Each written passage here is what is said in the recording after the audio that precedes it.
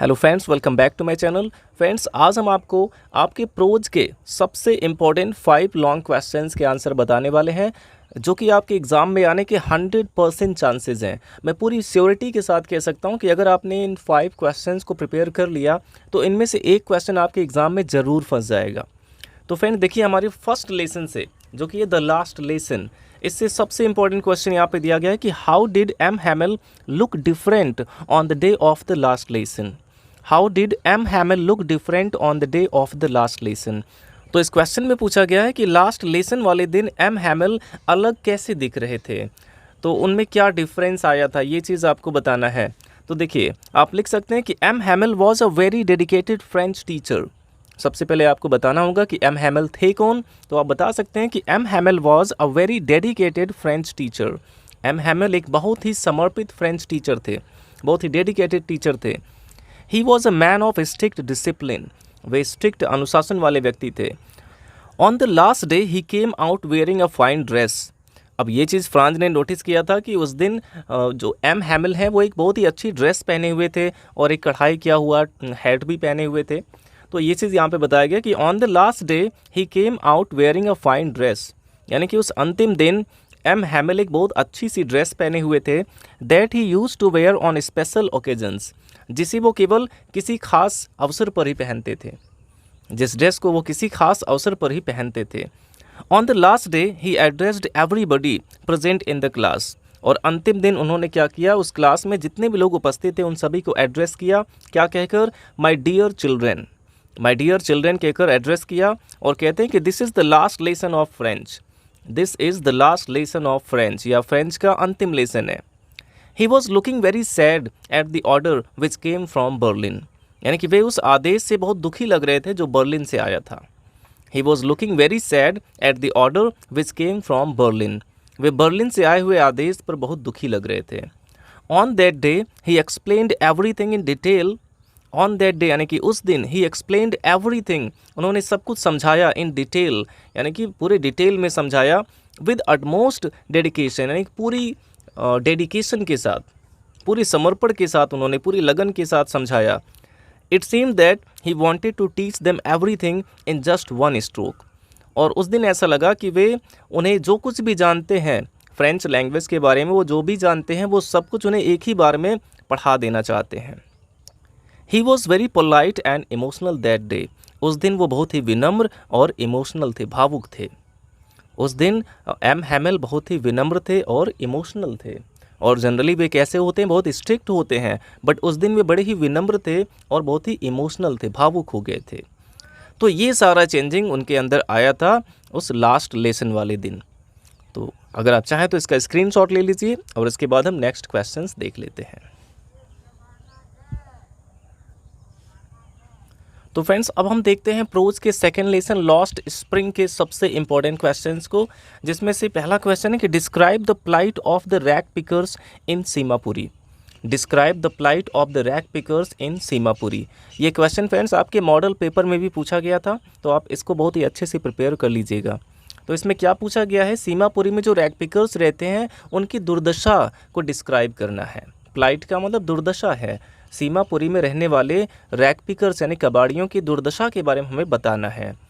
तो आप यहाँ पे लिख सकते हैं कि Seemapuri is situated on the periphery of Delhi. Seemapuri कहाँ पे स्थित है? दिल्ली के बाहरी एरिया में स्थित है। About 10,000 rag pickers live here, यानी कि वहाँ लगभग 10,000 रैग पिकर्स रहते हैं। About 10,000 rag pickers live here, यहाँ पे लगभग 10,000 कबाड़ी लोग रहते हैं। In the structure of mud, और वे कैसे, कहाँ पे रहते हैं? मिट्टी के बने हुए मकानों में रहते हैं। In the structure of mud का मतलब वे मिट्टी के बने हुए मकानों में रहते हैं। दे आर ऑल स्क्वैटर्स, यानी कि वे सभी शरणार्थी हैं। स्क्वैटर का मतलब क्या होता है? शरणार्थी कह सकते हैं, जो एक देश से किसी दूसरे देश में चले आते हैं जीवन यापन के लिए। दे आर ऑल स्क्वैटर्स, जो वे सभी लोग शरणार्थी थे। हु केम फ्रॉम बांग्लादेश, जो बांग्लादेश से आए थे बैक इन 1971, यानी कि 1971 ईस्वी में, जो 1971 ईस्वी में बांग्लादेश से आए थे।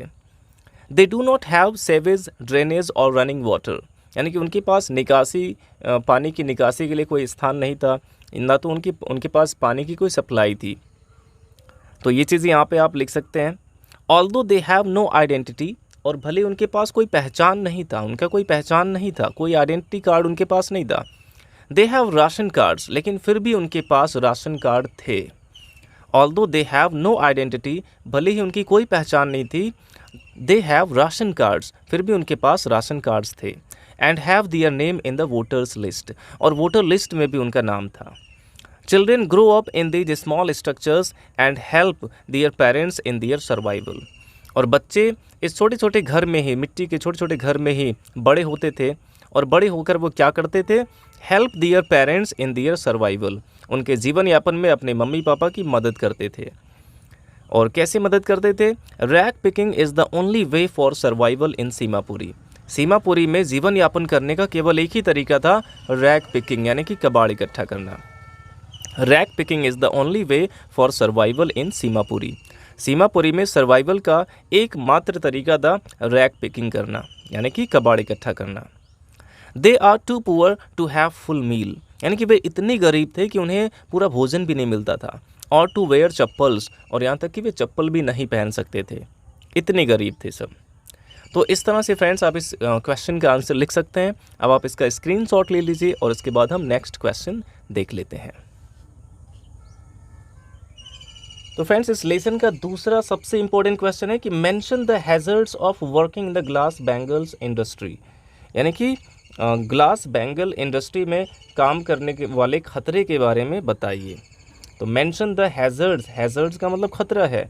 Mention the hazards of working in the glass bangles industry, कांच की चूड़ियाँ बनाने वाली जो इंडस्ट्री थी उसमें जो खतरा था, उन खतरों के बारे में इसमें हमें बताना है। तो देखिए आप इसमें बता सकते हैं कि the glass bangles industry in Firozabad is a cottage industry, Firozabad में जो कांच की चूड़ियाँ बनाने का जो उद्योग है वो एक कुटीर उद्योग है। यहाँ पे कॉटेज इंडस्ट्री का मतलब है कुटीर उद्योग, यानी कि ये ऐसा उद्योग है जो छोटी छोटी झोपड़ियों में भी की जा सकती है।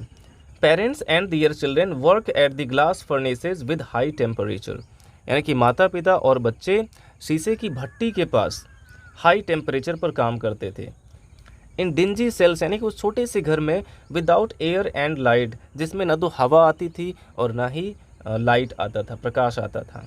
More than 20,000 children work in such a hazards industry, यानी कि इतने खतरनाक उद्योग में 20,000 से भी ज़्यादा बच्चे काम कर रहे थे।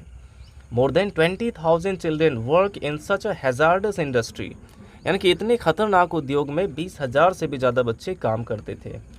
अब इससे क्या क्या नुकसान होता था, क्या क्या खतरा हो सकता था, ये यहाँ पे बताया गया है कि high temperature is very injurious to their growing bodies, यानी कि हाई टेम्परेचर, उच्च तापमान, उनके बढ़ते हुए शरीर के लिए बहुत ही ज़्यादा खतरनाक है।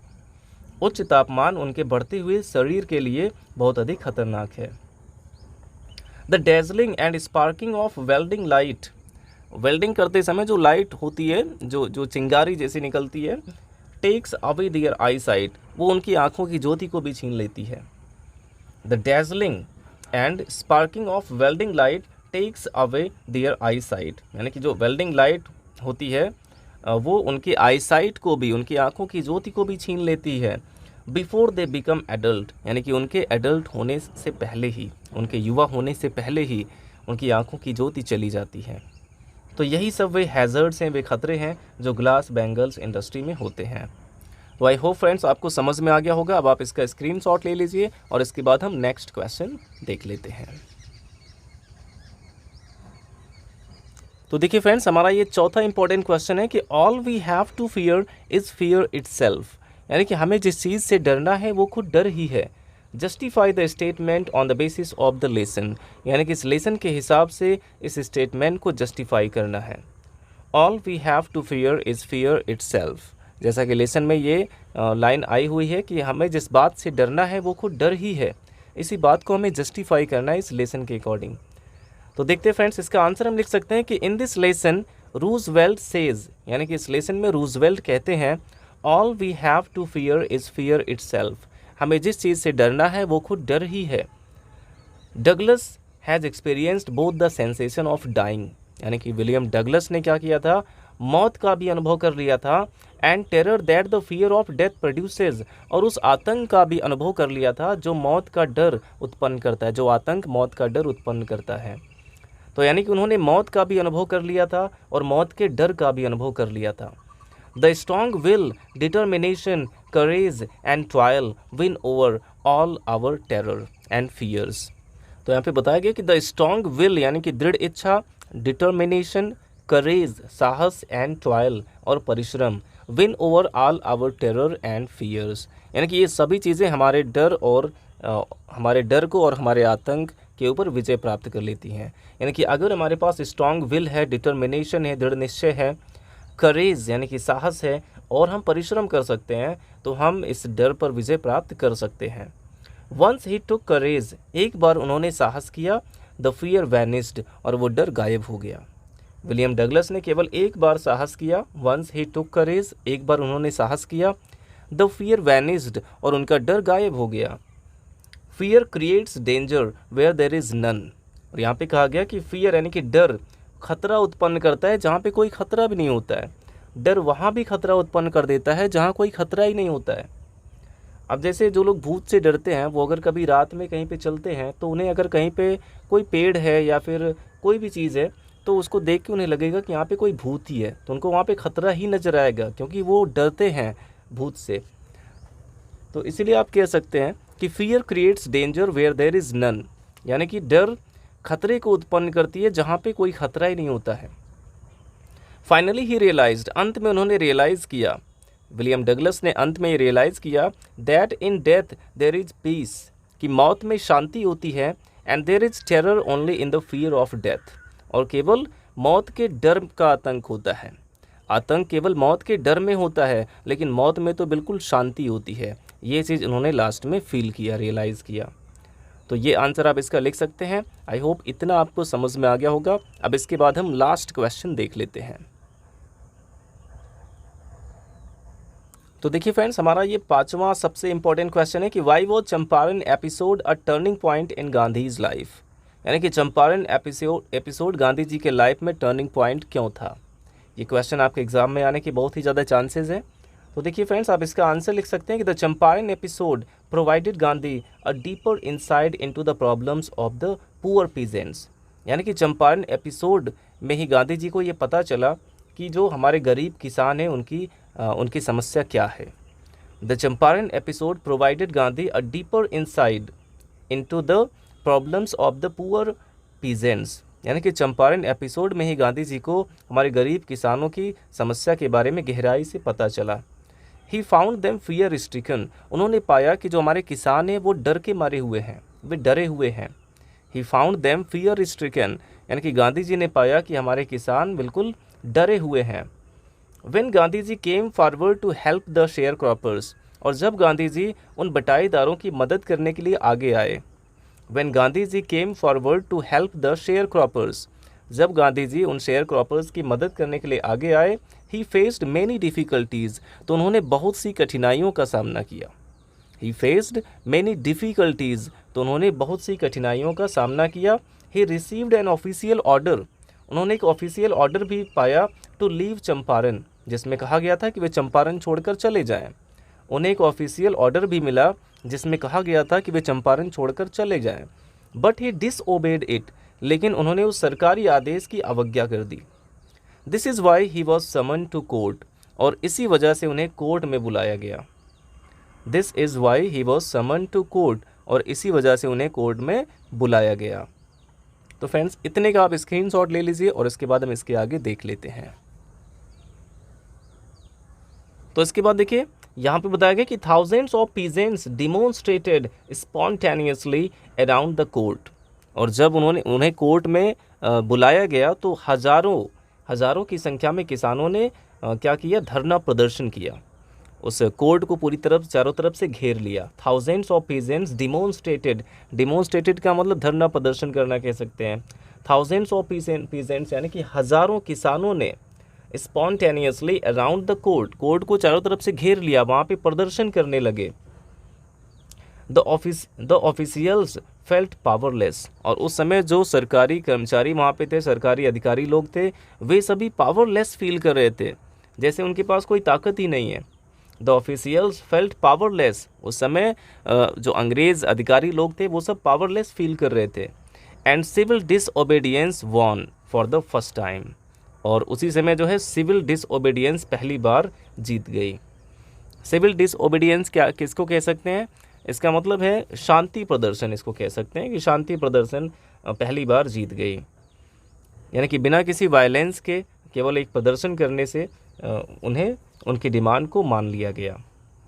देन ही रियलाइज्ड, तब गांधी जी ने रियलाइज़ किया that civil disobedience could go a long way in the freedom struggle. तब गांधी जी को ये रियलाइज़ हुआ कि ये जो सिविल डिसओबीडियंस है इससे उन्हें देश की आज़ादी में भी सहायता मिलेगी। Then he realise that civil disobedience could go a long way in the freedom struggle. तब गांधी जी को ये रियलाइज़ हुआ कि ये सिविल डिसओबीडियंस उन्हें इस देश को आज़ाद कराने में भी हेल्प करेगा, यानी कि उन्हें वायलेंस करने की ज़रूरत नहीं होगी अपने देश को अंग्रेज़ों से आज़ादी दिलाने के लिए। So it was a turning point in his life, और इसलिए यह उनके जीवन में एक टर्निंग पॉइंट था। इसलिए ये चंपारण एपिसोड उनके जीवन में एक टर्निंग पॉइंट था। तो इस तरह से फ्रेंड्स आप इसका आंसर भी लिख सकते हैं। आई होप आपको समझ में आ गया होगा। और ये पांचों क्वेश्चन बहुत ही इंपॉर्टेंट है, आप इन पांचों क्वेश्चंस के आंसर्स को बहुत अच्छे से तैयार कर लीजिएगा, और जल्द ही हम आपके लिए और भी इंपॉर्टेंट वीडियोज़ लेकर आएंगे। Thanks for watching.